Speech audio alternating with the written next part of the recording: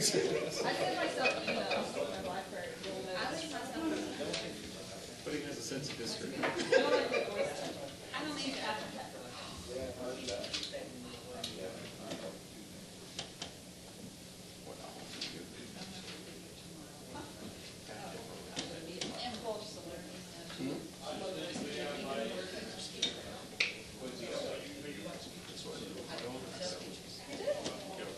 Two actresses.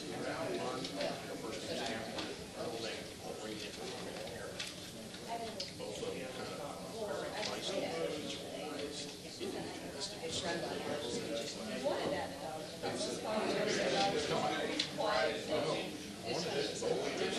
I succeeded twice. Yeah.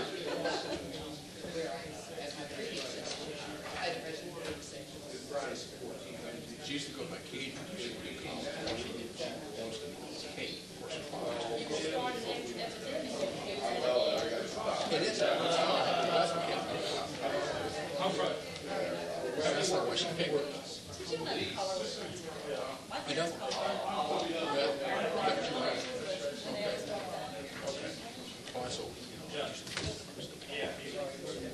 Okay, will do.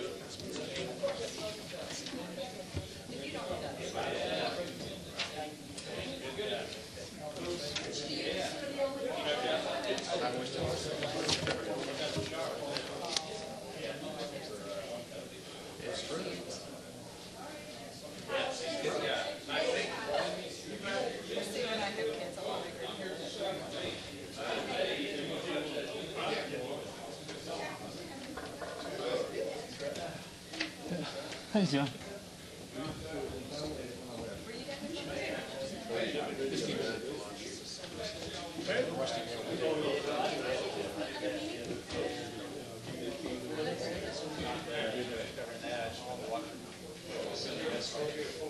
Senator Weber is going to be my right-hand person.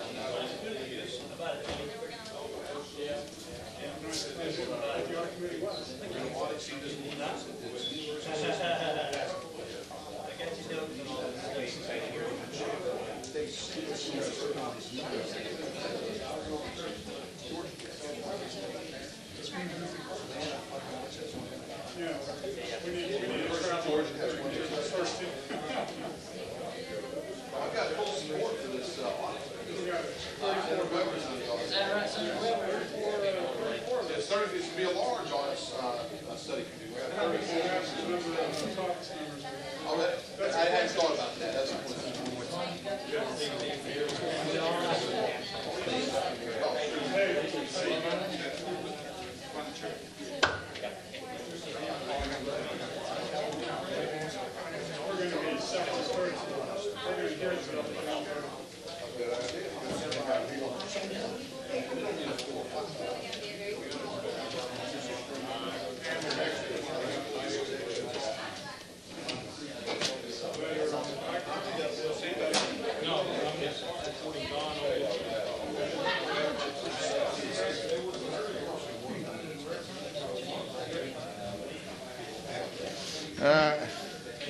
Didn't we used to call Kissimmee one?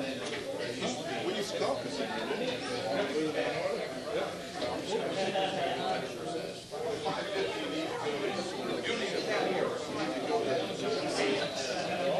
Oh, yeah, 14 hours. You bring 3 pounds. I'm done.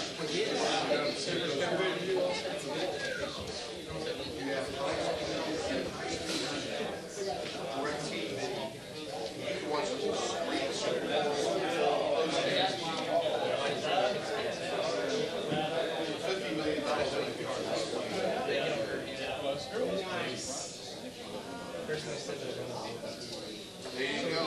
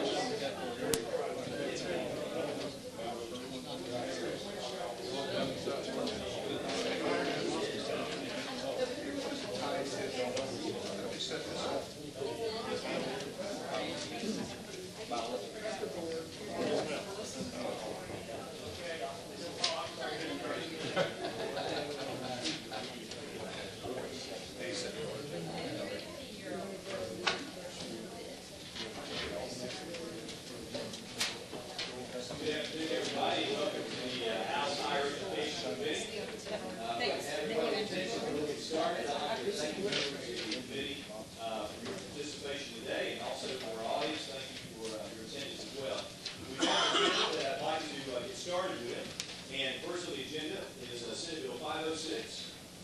We have Senator Don Balfour, a senator from Gwinnett County area, who's going to talk to us about it. I'd like to thank you for being here. Thank you, Mr. Chairman.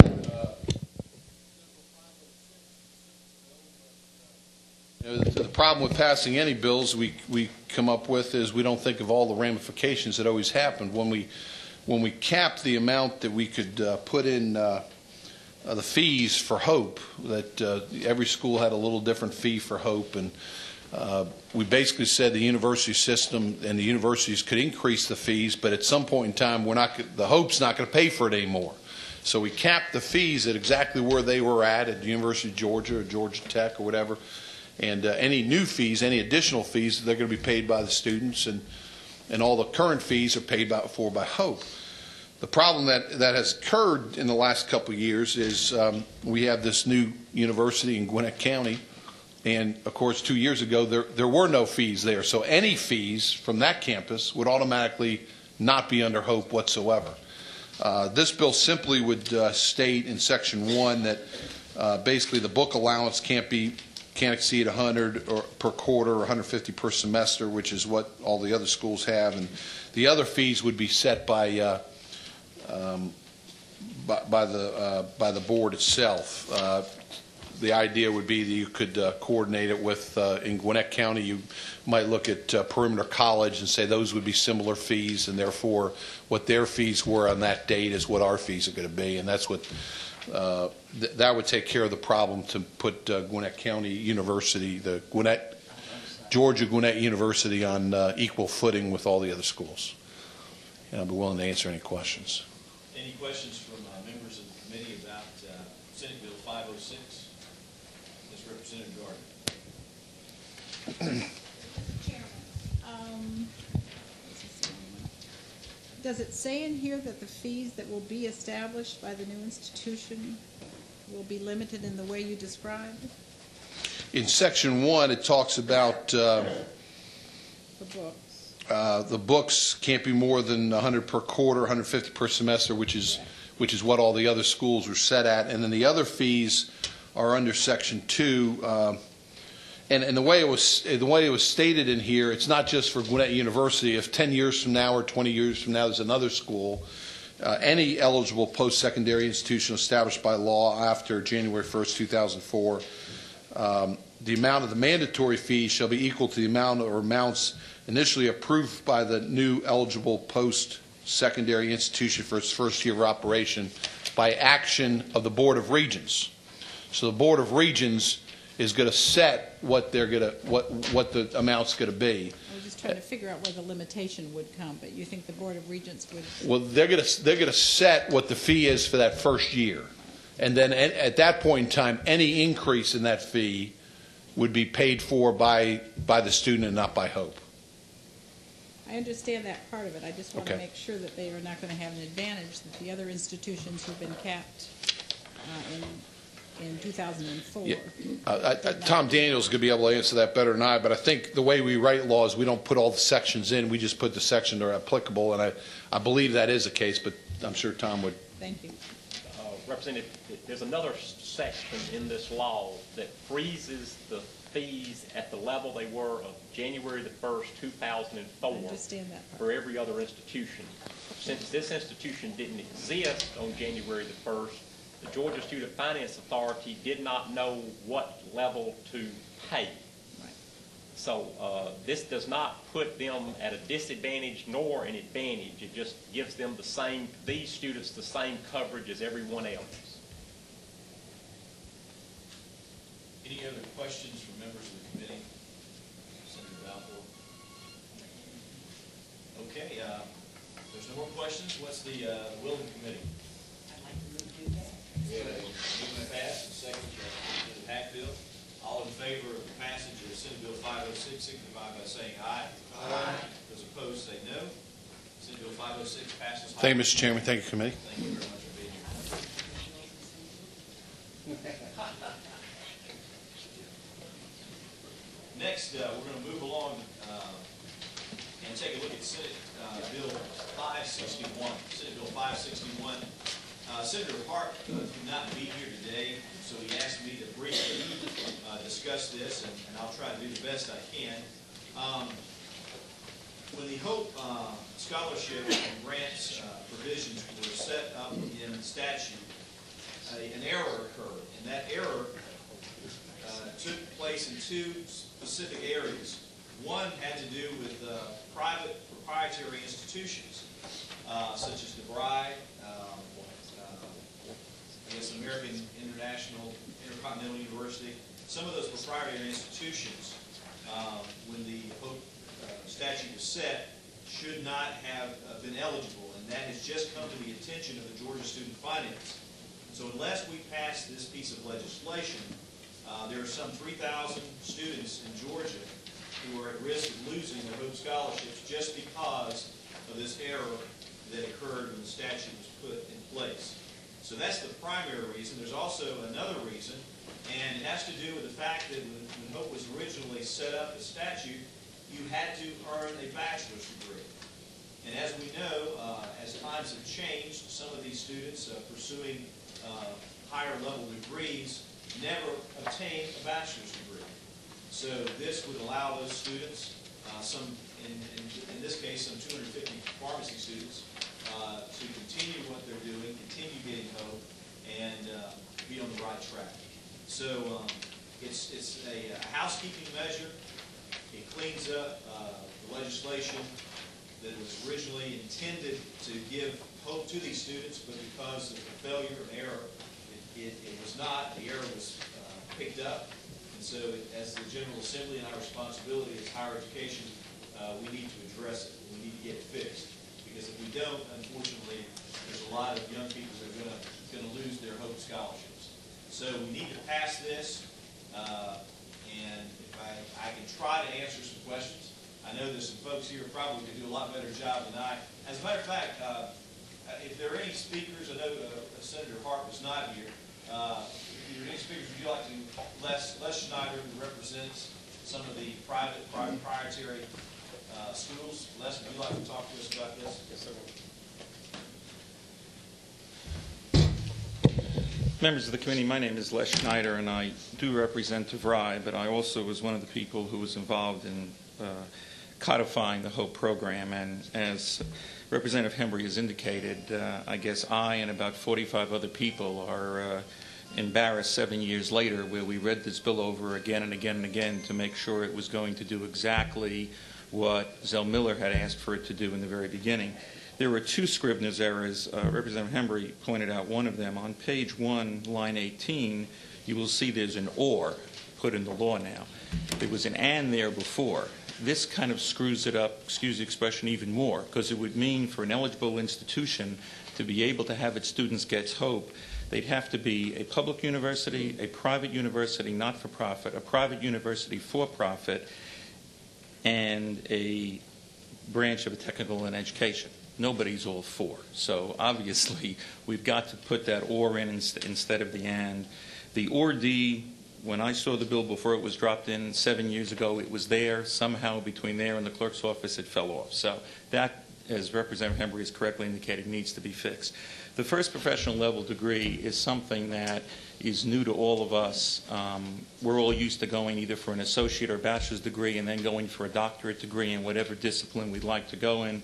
Nowadays, in a number of the programs like pharmacy, you go for 2 years and then you make your commitment to go to get a degree in pharmacology. And what happens is that you go for another 3 years and you get a doctor's in pharmacology and you never get a bachelor's degree. We've been paying for these students all along, so I don't want anybody in the committee to feel like we're spending any more money than we're spending now, but we just feel it needs to be in law correctly so that these students can continue to get it. So you see the definition on line 1, page 1, line 25 and 26, a first professional level degree, and it extends over into the next page. And then basically all we do is pick up in the junior year. When they make that commitment, then we cover them if they continue to pursue that type of degree. And the Student Finance Commission will have regulations that they will develop to set forth which of these type of degrees would be covered. Pharmacology clearly would be one. There are certain veterinarian degrees that are also included. There is one other point of the bill that I'd like to bring your attention to. On page 5, line 32 and 33, you will see that those lines are crossed out, and that is a positive for the students. That covers any student who is in high school who takes a course at a college and through post-secondary option funds and takes that class, passes it successfully, and gets high school credit. Those hours in college, at a college course, will not count against that child's Hope hours. So that is something that will aid the children. So I think it's very important that that be taken care of also. And I have worked a lot of hours on this bill. The people at Student Finance have been nothing but professional in working with me on this. And I would ask that of all the Hope bills that you all cover this session, that this be one bill that we just allow to get on the floor, not be amended, and go through exactly the way it is, because it has been looked at, and I think as you all could see on the sponsors of the bill, this is bipartisan, Republican, Democrats, all seeing the need to be able to move forward and get this right. And I'll be happy to answer any questions. Also, I'd like to recognize Georgia Student Finance Representative Tim. Now, if you'd like to say a few words, you can Thank you. feel free Good to come afternoon. up here too if you'd like. Thank you for the good work you do over at Georgia Student Finance too. Thank you.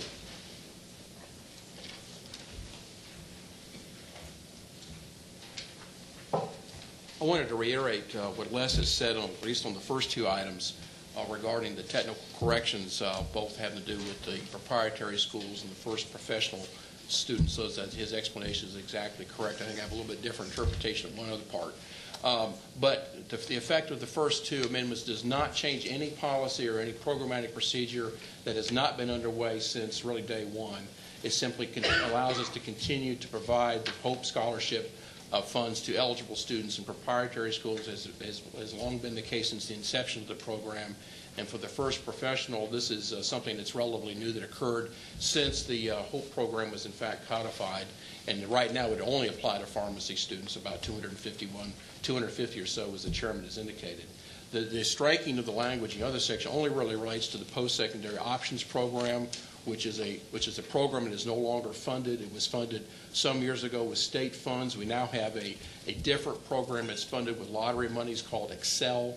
And so the striking of this language only relates to the post-secondary options program, which no longer exists because it's no longer funded. Okay. Representative Anderson first.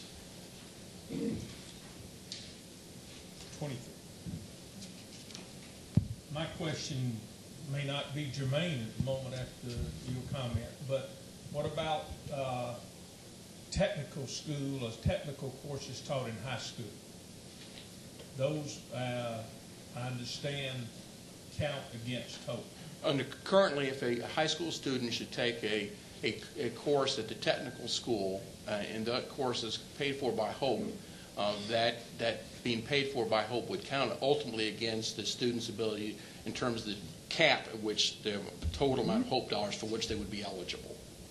That's on the way it currently works with the Excel program, and the reason that it does it that way, as I understand, is because it is paid for with lottery dollars as opposed to the post-secondary options program that used to exist, which was funded with state appropriations, not lottery dollars. As I understand it, follow up, please. Sure. As I understand it, though, high school students taking technical courses or college courses have dropped dramatically. That's in correct. the last couple of years because of this. That is correct, yes, sir. And do you have a suggestion for fixing it? Well, I mean, one option would certainly be to go back to a state-funded program such as post-secondary options. That certainly could be one option to do it that way.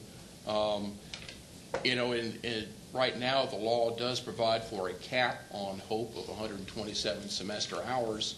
If it was the will of the General Assembly not to have that cap apply in terms of, that used to be the case, is that students could take as many courses as they wanted to over the course of their taking post-secondary education as they wanted to without any limit on the amount of Hope dollars that they could access. That certainly could still be an option if that were what the General Assembly wanted to do.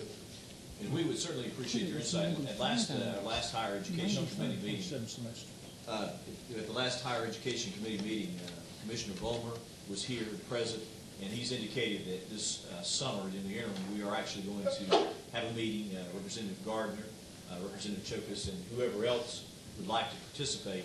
We're going to look at this specific issue, we're going to find some solutions, and we're going to come back and we're going to address it, because I know it is a big concern for many of us, and we want to make sure that it's taken care of. But we're going to try it with that process. And your input would be very helpful. We plan to include you, by the way. Well, we certainly would like to be included because it certainly has an impact on the number of students going to technical schools and pursuing technical degrees. And so we'd be more than happy to work. But again, stress this section on page 5, which I don't know if you have a copy, and then lines 32 and 33. That's to deal with the post-secondary options. Correct. Yes. Post-secondary options only. Correct. They don't exist anymore. It's also, that program is not funded right now. and it's repeated on page 9, lines 35 and 36. Representative Cooper, or whoever, Representative Knight. Just to follow up to earlier question about adult and technical colleges, I know that some of these colleges are offering qualified courses, English, math, that are transferable. Are those also included? Well, since those courses would apply against a potential baccalaureate degree, yes, they would be included in terms of the cap. Of course, that would also apply towards the granting of a baccalaureate degree, or if the student was pursuing either certificate or diploma at the technical school, it can certainly apply to meeting those requirements as well. Any other questions? Representative Ash. Thank you very much, Mr. Chairman. And folks, if you'll just endure 1 second, I want to make absolutely sure that we are not doing anything in this legislation that is not currently in the law equivalent for the students who are going to adult and technical schools, in terms of giving folks larger numbers of hours, in terms of making anything uneven from the way it is right this minute.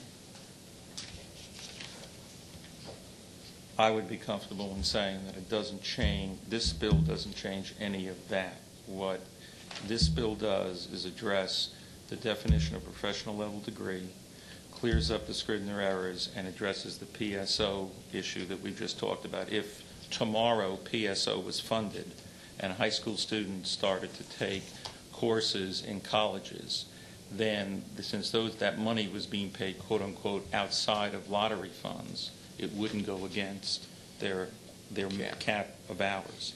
On the other hand, if it's being paid with lottery dollars, as Mr. Cannell has indicated, then that doesn't change what's happening right now.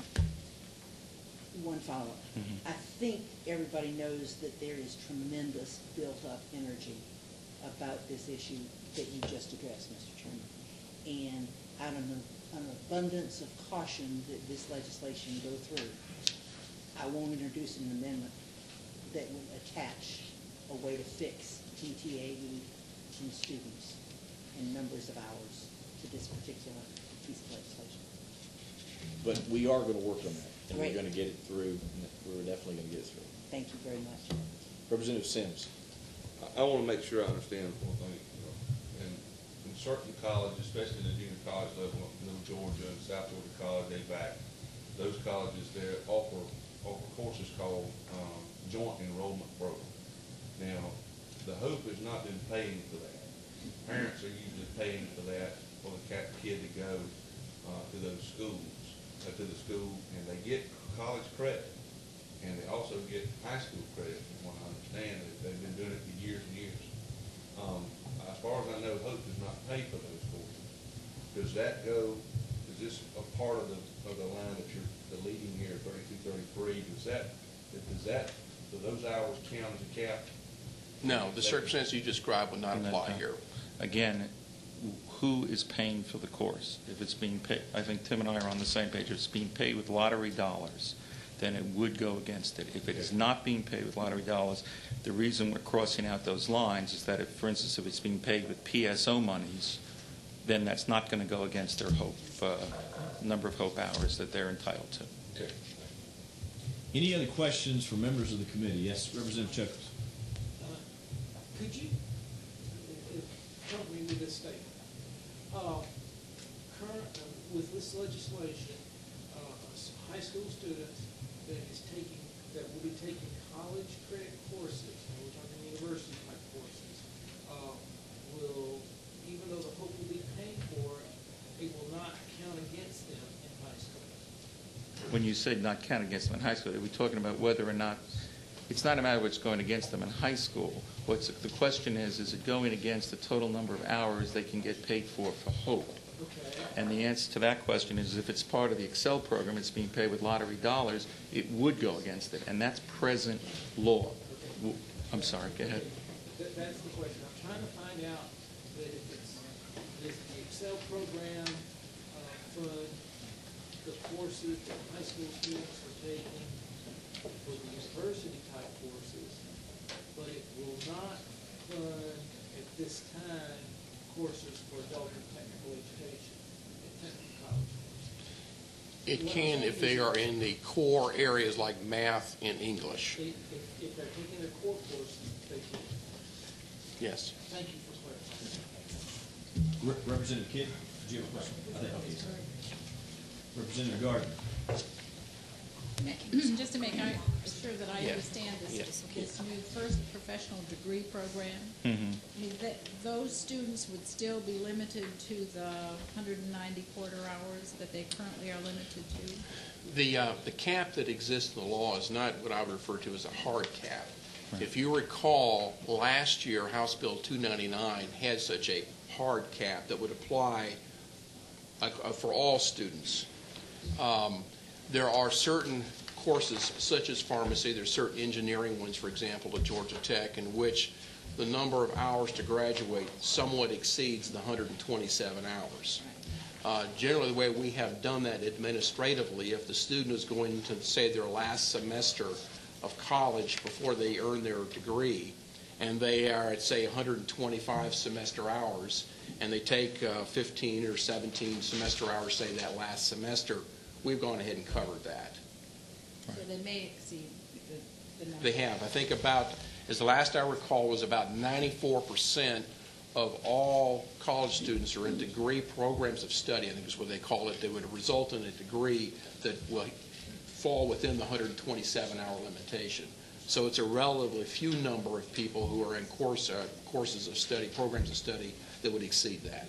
One of the concerns we had when we were discussing this several years ago was whether, if that were applied more liberally, which you've just described and makes very good sense, would it encourage the universities to adapt their programs so that their students would be able to take advantage of this liberal interpretation? We have, I mean, that's a question, and it's, you know, it's one we've talked about as well. We have not found that to be the case, again, because I think that overall the numbers are relatively small, and it's one that when they, you know, our occasions such as that do arise, we would certainly want to talk to the university system, and I certainly hope that y'all would ask questions in that regard as well. We have not found it to be a problem to date. We know the university system is very interested in helping their students, and smart about working the system, so we hope you'll be paying attention to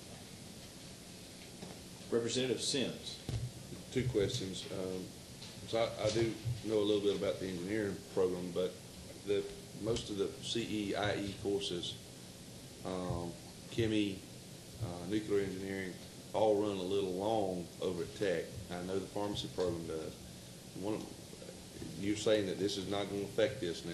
Those kids are still going to be able to get Hope, even though they got those last 15. That's correct. That's one of the things that the main thing here with the pharmacy is because the degree that the students earn is not a baccalaureate, and Hope is predicated on the assumption that everybody gets a baccalaureate. So all this does is ensure that we can continue to assist those students as has been assisted all along in non-baccalaureate degree programs, of which there's really only one right now. But the other part of your question had to do with those engineering students. This would not adversely affect them. May I ask this quick? I'm going to follow up on this. Do you see a slowdown in double majors because of the 127-hour cap? I don't think so let's say a kid goes in and it's an English major. Of course, English has so many different electives. They elect to maybe study history, or sometimes they study even pre-law. They go into a lot of pre-law stuff, especially English majors. I just wondered, do you see a slowdown in double majors? Because this 127-hour cap may And I guess in a way that would be one of the reasons we have the cap in there, to try to limit the number of different directions that a student may choose to take and have that all covered by HOPE during the course of their post-secondary education. I don't know if we have tracked it that way or not. To my knowledge, we don't really track how many times a student changes their major. We've not seen anything dramatic one way or the other, I think, that would suggest that there is any necessarily significant change in behavior, though. What I'm saying is, I'm not talking about changing a major. I'm talking about a kid that's smart, brilliant kid that wants to go and have a double major, wants to have. Well, most of the time, I don't know. I'm only thinking of my daughter who just graduated the double major, and she fit within the hours of cap hours at the University of Georgia. So I don't know that that's a. I think our last Rhodes Scholar at the university, and I think maybe even at Tech, both had double majors. So I'm just wondering. I think overall, one thing that I can comment on, because I noticed there are a number of students at DeVry that sometimes get a computer major with the English you're talking about and getting that together. And frankly, with the kind of counseling they get at the school, they have been able to develop the course of study that allows them to have those majors without worrying about, and again, Tim has pointed out, we're talking about a soft cap here. If it's, if it's 129 hours as opposed to 127, they're going to get it paid for because that's probably going to be covered in the last quarter or semester of work. So I don't think that's the issue. More importantly, I think, for the students to be successful, and not that it has a lot to do with this bill, but for instance, DeVry has found that the best successes and the best graduates they have are the ones that end up going year-round and end up graduating like in 2.5 years as opposed to the traditional 4. And those students do a lot better, and they're a lot of your double major people. Yes.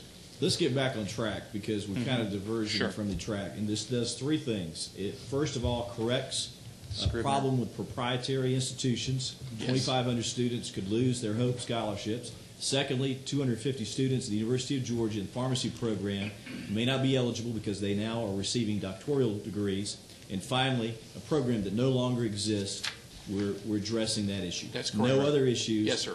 Current law will stay in place. We're just addressing those right. No change in policies. Issues. So, if you address your questions of those 3 issues, we'll stay on track. Representative Ash. And that I'm ready to move do pass, but I preserve my right to talk about soft caps. Because I'm real curious about how soft caps work and if they work for DTAE institutions as well as for the university system. Representative Borders. It's me. Representative Gardner. At the appropriate time, Mr. Chairman, I'd like to move do pass. Okay, what's the will of the committee? Any other questions, any other comments from members of the audience? Any other questions from members of the committee? We have what's the will of the committee? Move do pass, a second. We have a motion and second. All in favor signify by saying aye. Aye. Those opposed say no. Senate Bill 561 passes the House Higher Education Committee. Thank you, Mr. Chairman. Thank you very much, Committee. Thank you all. Thank you all. Before we continue, I'd like to recognize two very distinguished people. We have with us the president of the University of Georgia, Michael Adams. We're delighted that you're here with us today. And a friend, a longtime friend, who's been my neighbor and my colleague, and that's Hank Huckabee, who has also worked at the University of Georgia, who's going to be retiring. And hopefully you're not going to leave us for good. You're not going to move to Florida or something. But we're grateful. Would you like to say anything? Would you like to address the committee? Feel free to. We're just honored to be here, Mr. Chairman, and appreciate that. And it's the time of the year when silence is golden. So, very well said. We would respond to anything you ask, but other than that, I'm going to listen. Thank you. But thank you for being here today. We're very grateful for all the hard work that you do at the University of Georgia, our flagship university. Next, we'd like to go on with the agenda items, and we'd like to have a hearing, and we have this afternoon with us first to discuss Senate Bill 415, Senator Douglas. Senator Douglas, would you like to come up and talk to us about Senate Bill 415? This is a hearing only. This is an easy bill, Mr. Chairman. I appreciate the chance to come before you. 415 would basically amend in two places the Hero Scholarship bill that we passed last year. 415 would, on page 2 of the bill, starting with line 5, would allow for a surviving spouse of a deceased service member to be able to use a Hero Scholarship.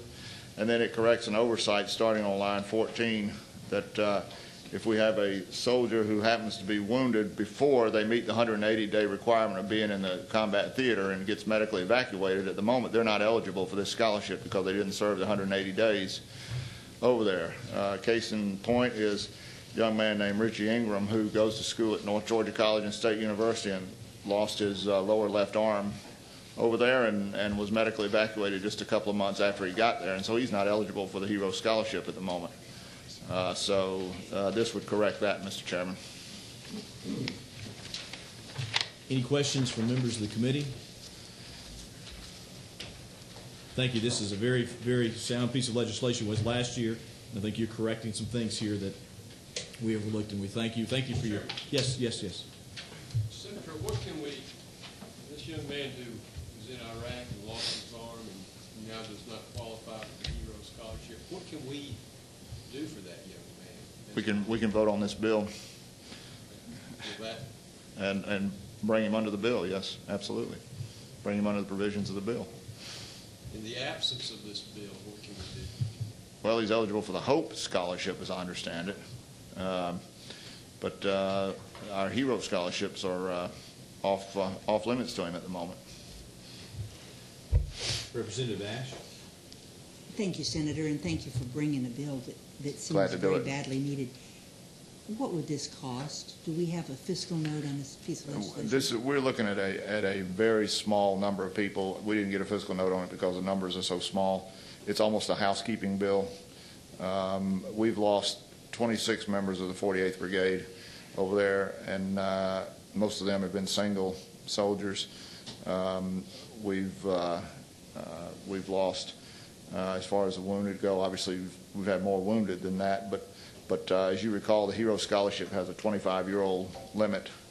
Over and above 25 years old, you're not eligible for it anyway. So when you consider that we're looking at an under 25 and seriously wounded at the same time, then we have a very small number of people that are actually eligible for this. But at the same time, we don't want to have to tell Richard Ingram, who I have had the pleasure of meeting and gave tickets to a Georgia football game that the AJC happens to have overlooked.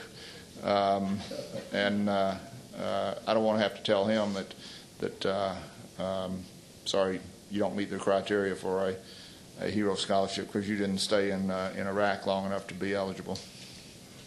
A follow-up in that it's hard for me to forget my roots, and knowing what things are going to cost before I vote yes is a part of that. Is there somebody working on coming up? This is the Hero Scholarship is $2,000 a year for 4 years is the max. It's max $8,000 if you use it the full 4 years. So that's why I'm saying that we did not ask for a physical note because the numbers are so small. We're not going to vote on this today, but by next Tuesday or Wednesday when we do vote on it, we can probably find the physical note from the original bill last year, and then we can look at the possible numbers, and if that would satisfy you, Representative. I would feel much more, The original physical note that went with this would be much larger than what we're talking about right now. At least it would give us some kind of indication of what the impact was in the budget at that time. And I believe somebody can probably put their hands on that, so we would have that for you. Okay.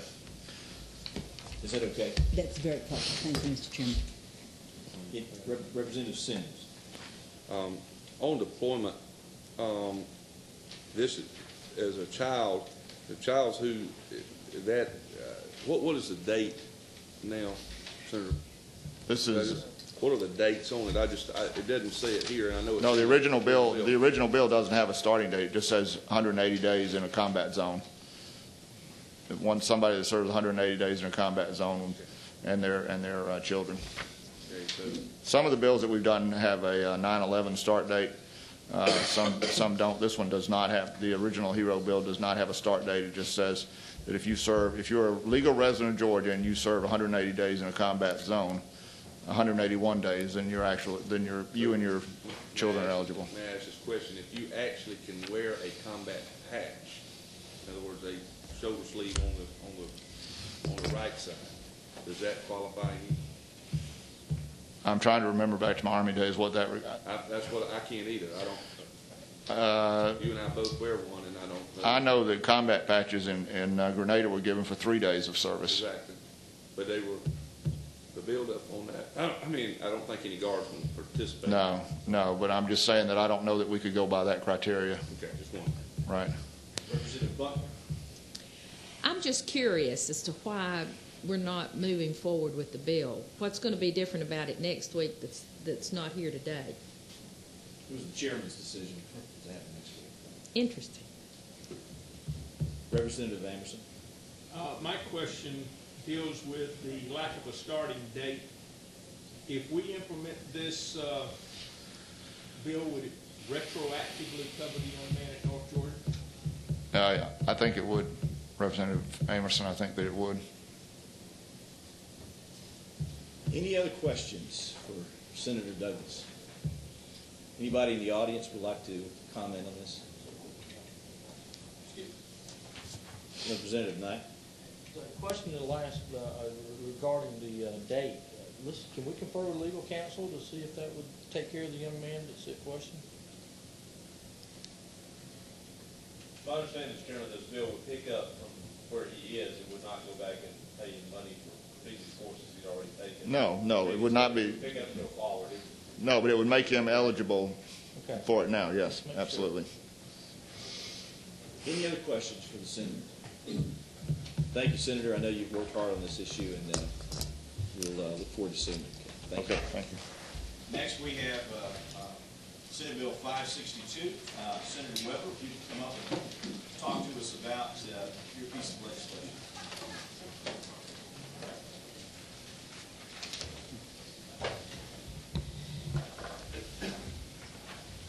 Thank you, Mr. Chairman, members of the committee. I'm Dan Weber. I represent part of DeKalb County and Gwinnett County. I'm going to provide a brief summary of this bill and then introduce Mr. Bill Bowes from the Board of Regents. He knows this bill inside and out. It would be much more productive and efficient if he could answer your detailed questions. This Senate Bill 562 creates a state authority which will give our universities and colleges, state universities and colleges, another option for financing revenue-producing projects such as the construction of a dormitory or a parking facility, projects that generate revenues. So this authority would be empowered to issue revenue bonds that would be paid off by the revenue stream generated from the facility. Currently, what our universities have been doing is using local private foundations in conjunction with local development authorities to issue bonds to finance these projects. That option will remain in place. However, there will now be a second option, which is this state authority, the Georgia Higher Education Facilities Authority, and that's the intent of this.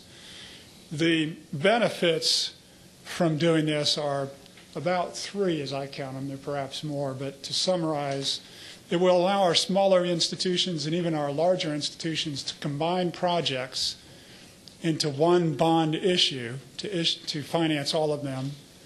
That will allow those institutions to save transaction costs in the issuance of the bonds. Secondly, there's real potential that the interest rate that this state authority could offer would be lower than a local development authority might be able to provide. Third, some of our smaller institutions might have some difficulty obtaining credit. This would allow those smaller institutions to combine with other projects, pull the money, pull the resources, and obtain credit. Last year, I introduced Senate Bill 250, which is totally rewritten and replaced by this new Senate bill. But Senate Bill 250 is relevant because it set into motion a process where Mr. Bowes worked very diligently in the off-season with the governor's office, with the attorney general's office, to try to get everybody on board. I think we're now at this point, and I think this is a good piece of legislation, obviously. So at this point, I'd like to ask Mr. Bowes to take over and walk you through some of the details. I know that he has a chart, might be beneficial for the committee, Mr. Chairman, if we may pass that chart out. Oh, you already have it? Okay. Mr. Chairman, may I turn it over to Mr. Bose at this point? Thank you, Mr. Chairman, members of the committee. I think Senator Weber did an excellent job in summarizing the major features of the bill. What we try to do here, and again, one of the things I want to say is, of course, the university system, and I would assume also the Department of Technical Adult Ed, which is covered by this legislation as well, have significant capital facility needs as we look into the future. And we have been using the public-private partnership vehicle for many of our institutions use that, using their local development authorities to finance a number of projects. And what we're seeking in this really is something that would be an alternative to that, a supplement to that. We think it would be very beneficial, obviously, to all of our institutions, but probably especially our smaller institutions for the reasons that Senator Weber outlined. The cost of the transactions, we can pool projects through this method, and also the possibility of getting lower financing costs by using a statewide authority. What I've done in this diagram, and some of you have blue on, mine happens to be white, but to kind of give you a visual as to how this would work, and the example here shows you 4 institutions who have projects with identified revenue streams who would come to the Board of Regents. Those projects would be approved by the board just as they are today. And then the question would become, could we pool those projects together and have that financed through the Georgia Higher Education Facilities Authority? In some cases that would make sense, and this diagram shows, yeah, possibly for 3 institutions we can combine them, reduce the transaction costs. Possibly for another institution it might be advantageous for them to continue to use the local development authority, or in this particular case, in this particular project, to do that. So it gives you an idea. This is a very important alternative to us, and we think that over time many of our institutions, most of our institutions, will find it advantageous to use this methodology.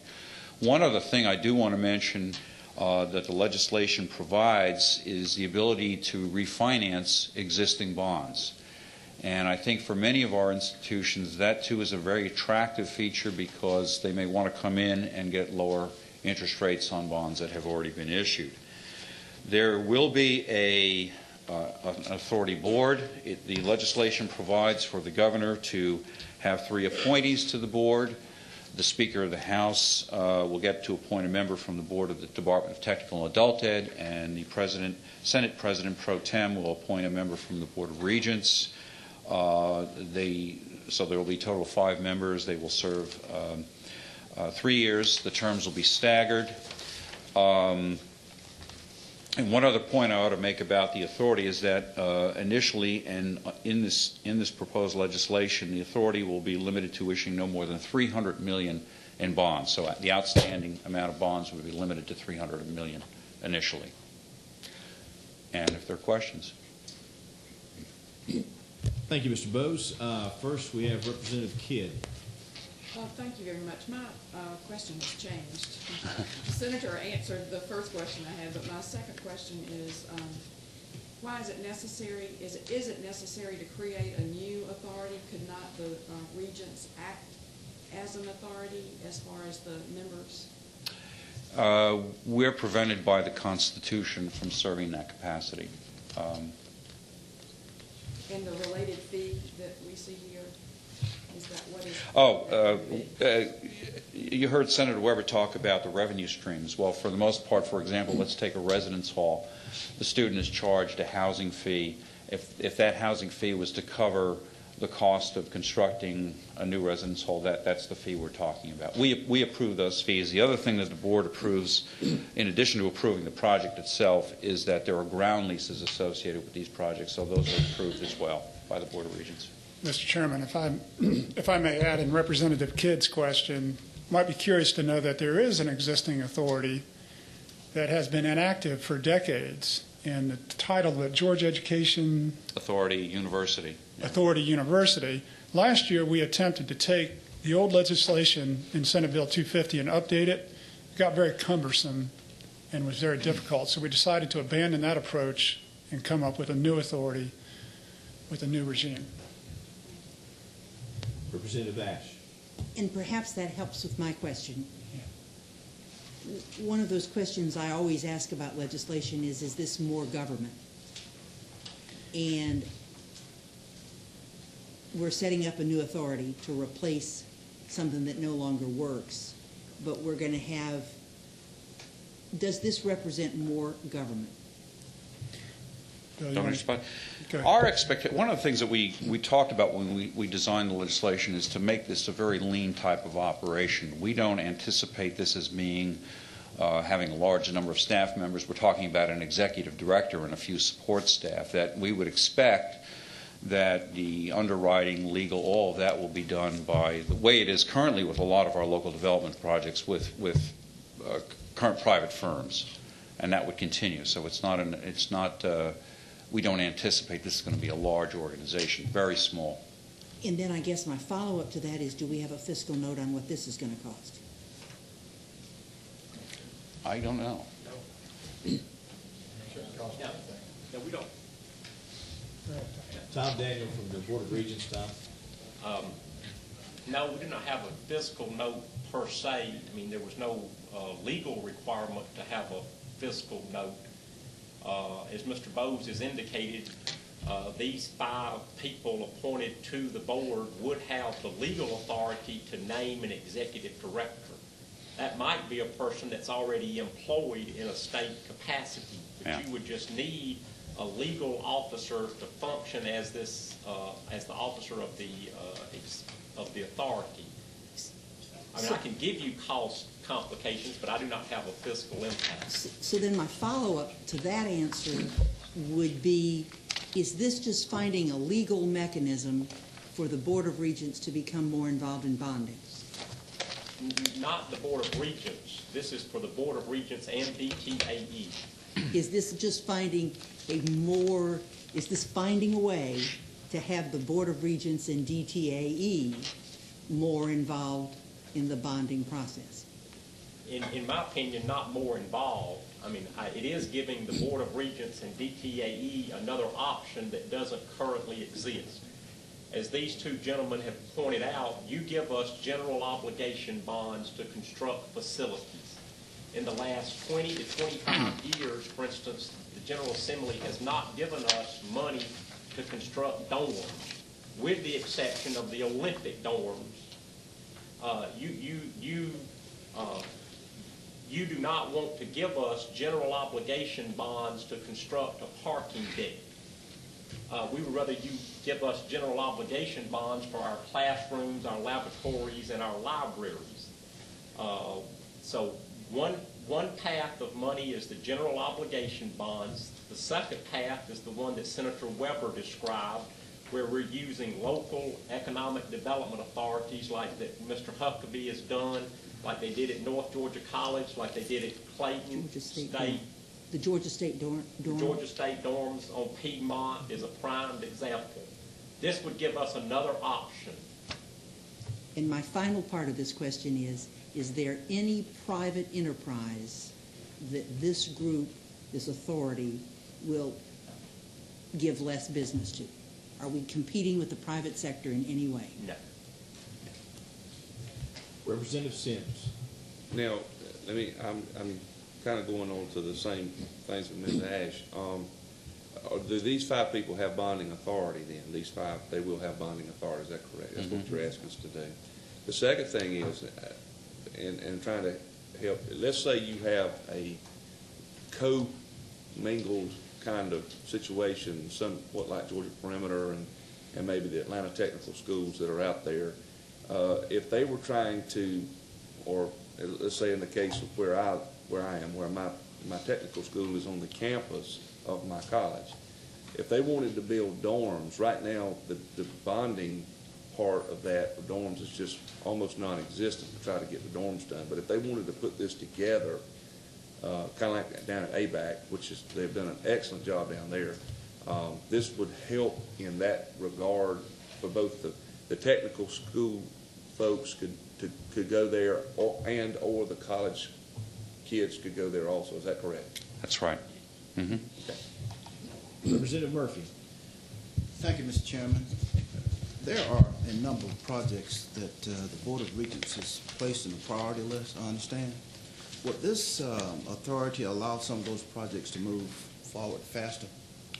This would not affect the projects. I think you're referring to projects that are on our major capital list. It would not affect those projects at all. These would be projects, as Senator Weber explained, that would be funded by separate revenue streams, housing fees, facility fees. So it would be a different set of projects. Representative Buckner. Okay, according to the legislation, this authority would be able to accept federal funds. Mm-hmm. How is that going to relate or work within the same framework as the state accepting this money? Are you going to be accepting on behalf? Are you going to be channeling these federal funds that would have otherwise gone to the Board of Regents, to the state of Georgia? How are you going to work in this process? Well, I'm not sure how this authority particularly would accept federal funds, because if there were federal funds that were being given to the university system or one of its units, those are considered part of the state funds, and that could not go to the authority. So I'm not certain exactly how this authority would accept federal dollars. Okay, on page 4, line 34, number 9, it says the authority would be empowered to accept loans or grants of money or materials or property of any kind from the United States or any agency. Yeah, that gives them the option to accept those dollars, and I'm not sure under what circumstances those dollars would be provided to the authority, but it gives them the option of accepting those dollars as well as accepting donations, gifts, and other sources of funds, which I think is the same ability that's given to all other state authorities that are currently in existence. All right, along that same subject matter, as well as the bonding, where is the oversight between your starting point and the cap of, what did you say, $300 million? $million? Who's providing the oversight throughout that process? Well, first of all, you have the board, which will have 3 appointees from the governor, and then there'll be 2 appointees from the General Assembly. In addition to that, the final approval on bonds still rests with the Georgia State Financing and Investment Commission, and that's in here as well. So they have to approve the bond issuance. So they will be, they'll know when we hit that cap of $300 million. One follow-up. Okay. Then I'm still trying to embrace the fact of then how is all this going to relate to, say, like the capital spending priority list?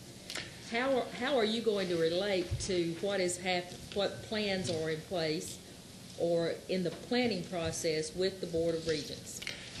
Well, let me explain that a little bit. First of all, and I'll back up, because the Board of Regents requires every institution to have a master facilities plan. So we would assume that you're going to have a number of projects that are going to be academic facilities.